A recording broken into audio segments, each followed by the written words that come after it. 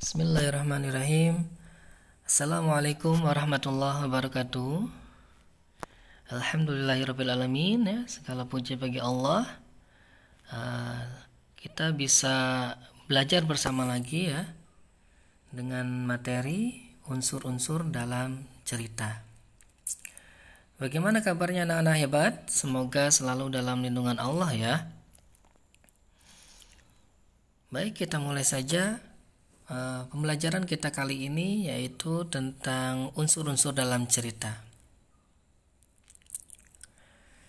Unsur-unsur dalam cerita itu dibagi menjadi tiga bagian besar ya. Yang pertama judul, yang kedua unsur intrinsik, yang ketiga adalah unsur ekstrinsik. Mari kita bahas satu persatu. Yang pertama adalah judul. Nah, judul adalah nama pada sebuah cerita. Biasanya judul ini terdapat pada bagian yang paling atas. Ya, seperti pada cerita ikan gabus dan tupai ini, di mana judulnya yaitu yang paling atas dan yang bercetak tebal, cerita ikan gabus dan tupai. Ya, ini judul. Kemudian yang kedua adalah unsur intrinsik. Unsur intrinsik itu ada tema, ada tokoh, ada perwatakan atau penokohan, ada alur, ada latar atau setting, ada sudut pandang, dan ada amanat. Ini unsur-unsur intrinsik dalam sebuah cerita. Kemudian yang ketiga itu adalah unsur ekstrinsik. Unsur ekstrinsik ini berasal dari luar ya.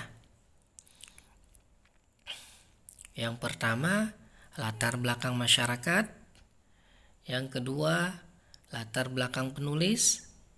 Yang ketiga adalah nilai-nilai yang terkandung dalam cerita. Ini unsur ekstrinsik ya. Baik, kali ini kita akan bahas tentang unsur intrinsik ya, atau unsur yang berada atau yang terdapat di dalam sebuah cerita. Oke. Nah, unsur intrinsik adalah unsur-unsur yang membangun suatu cerita yang dapat ditemukan di dalam teks cerita itu sendiri ya. Seperti yang tadi sudah Bapak sebutkan satu persatu. Sekarang mari kita bahas lebih detail ya. Yang pertama ada tema. Tema ini adalah ide dalam sebuah cerita ya. Pokok pikiran pengarang gitu ya dalam sebuah cerita. Nah, contoh dari tema ini bisa tentang persahabatan, keluarga, tentang pendidikan, dan lain sebagainya. Yang kedua adalah tokoh. Ya, tokoh ini adalah pelaku dalam sebuah cerita.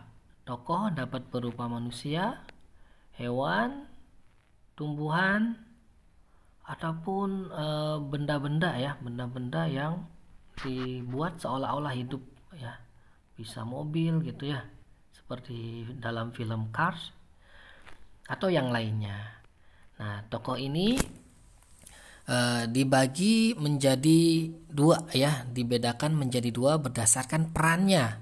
Ada tokoh utama, ada juga tokoh tambahan ya. Kemudian tokoh juga dibedakan menjadi tiga berdasarkan wataknya.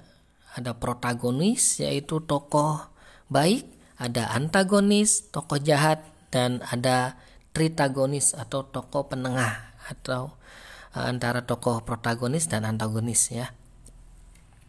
Ini adalah tokoh. Kemudian yang ketiga ada penokohan atau perwatakan. Apa sih penokohan atau perwatakan itu? Nah, sifat atau watak tokoh dalam cerita. Contohnya ada yang sifatnya rajin, ada yang pemberani, malas, sombong, dan lain sebagainya ya. Ini penokohan atau watak. Yang keempat, ada alur. Apa sih alur itu? Alur adalah urutan jalannya cerita, ya, atau rangkaian peristiwa dalam cerita, ya. Alur itu terdiri dari 3 jenis. Ada alur maju, ada alur mundur, dan ada alur campuran, ya. Alur maju itu adalah rangkaian peristiwa yang urutannya itu sesuai dengan waktu kejadian atau cerita yang bergerak maju. Alur mundur adalah rangkaian peristiwa yang urutannya tidak sesuai dengan waktu kejadian atau ceritanya itu bergerak mundur, ya. Jadi di awal film atau di awal cerita itu menceritakan kejadian masa lalu dulu, baru kemudian flashback, itu adalah alur mundur. Yang ketiga adalah alur campuran, yaitu rangkaian peristiwa yang merupakan gabungan dari alur maju dan alur mundur. Ini ya. Kemudian yang kelima, ada latar atau setting. Apa sih latar? Latar adalah segala keterangan, petunjuk, pengacuan yang berkaitan dengan tempat, waktu, dan suasana terjadinya peristiwa dalam cerita.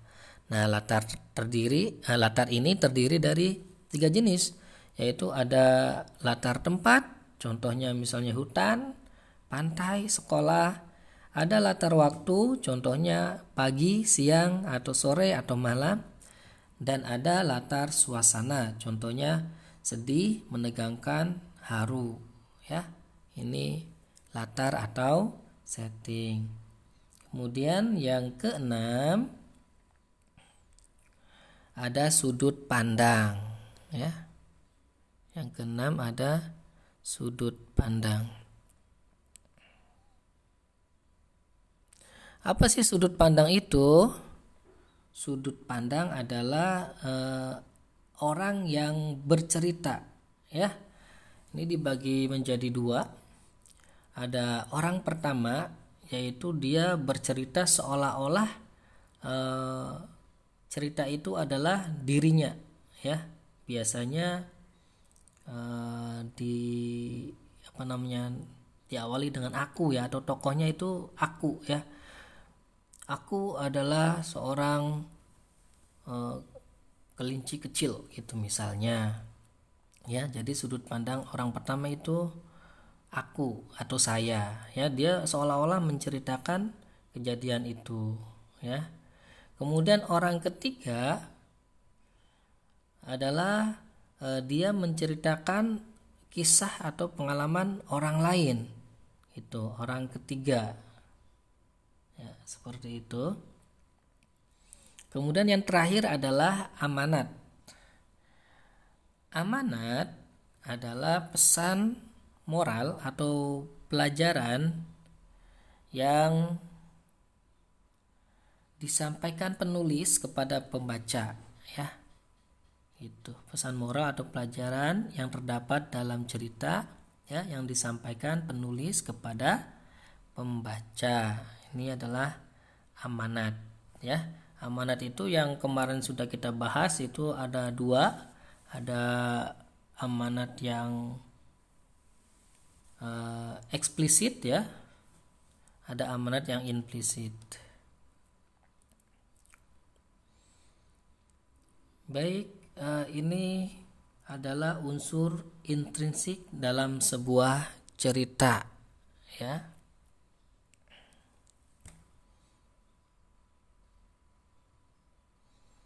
Sekarang simak cerita berikut, ya. Judulnya adalah Tupai dan Ikan Gabus. Dahulu kala hiduplah sepasang sahabat di daerah Kalimantan Barat. Mereka adalah seekor tupai dan seekor ikan gabus. Setiap hari mereka melakukan kegiatan bersama, mencari makan, bermain, bahkan mengunjungi tempat-tempat baru, selalu dilakukan bersama. Suatu hari, tupai tidak melihat ikan gabus sahabatnya. Ia mencarinya ke tempat biasa gabus tinggal. Saat bertemu, tupai sangat kaget. Gabus terlihat lesu. Ternyata ia sedang sakit. Tupai sangat sedih.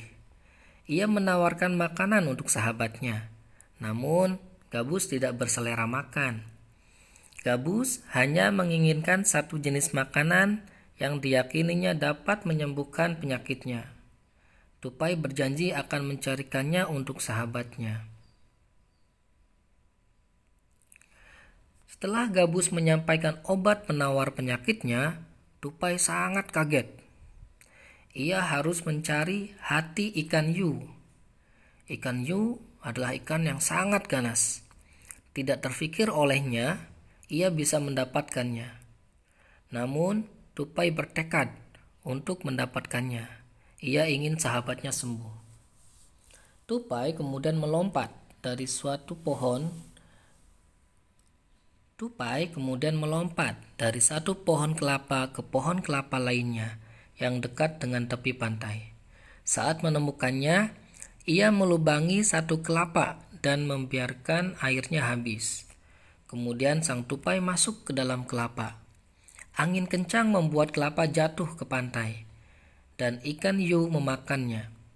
Di dalam perut ikan, tupai kemudian keluar dari kelapa dan menggigit hati ikan hiu. Ikan tersebut mencoba bertahan sampai kehabisan tenaga. Ombak besar membawa ikan hiu ke tepi pantai. Saat itulah tupai keluar dari mulut ikan hiu dan membawa hati ikan kepada sahabatnya. Sampai di tempat ikan gabus, tupai kemudian memberikan hati ikan hiu untuk dimakannya. Beberapa hari kemudian, tupai melihat sahabatnya segar kembali. Betapa senangnya tupai melihat ikan gabus sehat seperti sedia kala.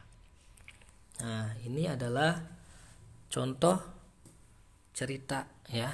Contoh cerita yaitu tupai dan ikan gabus. Baik. Kemudian selanjutnya yaitu kalian mengerjakan tugas ya. Seperti yang terdapat pada lampiran ya. Ini kalian bisa diambil di lampiran ya, bisa di-download. Berdasarkan cerita tersebut, temukan unsur-unsur cerita yang ada dan tuliskan pada kolom berikut. Ya. Seperti gambar berikut ini ya. Baik, kemudian jika sudah selesai, kalian bisa memfotonya, kemudian menguploadnya ke Classroom ya. Baik, jika ada hal-hal yang tidak mengerti atau kurang mengerti, kurang dipahami, kalian bisa langsung chat di kolom Classroom ya, atau bisa juga chat di WA Bapak. Baik, itu saja yang Bapak sampaikan ya, semoga bermanfaat. Kurang lebihnya mohon maaf. Ya, billahi taufiq wal hidayah. Assalamualaikum warahmatullahi wabarakatuh. Bye bye, see you next time.